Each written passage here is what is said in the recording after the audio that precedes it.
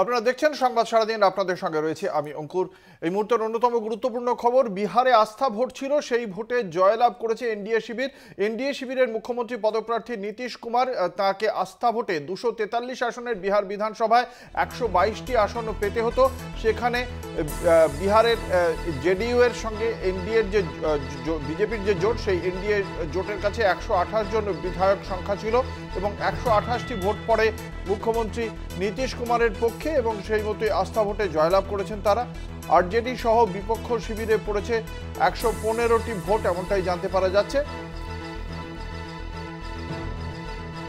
আপনাদের জানিয়ে রাখি, 115টি ভোট পড়েছে আরজেডি সহ বিপক্ষদের।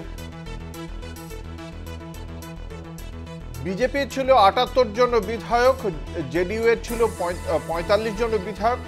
মূলত এই বিধায়ক সংখ্যা দিয়েই তারা 128টি ভোটের বিধায়ক সংখ্যার অর্থাৎ আস্থা ভোটের যে প্রয়োজনীয় ম্যাজিক ফিগার 122, তার থেকে বেশি পার করে যান। অন্যদিকে আরজেডির সঙ্গে কংগ্রেস, আরজেডির 79 জন বিধায়ক ছিল, কংগ্রেসের 19 জন ছিল, তাদের সঙ্গে বামেরাও যোগ দেয়, কিন্তু সব মিলিয়ে 115তেই আটকে যায় বিরোধী শিবির।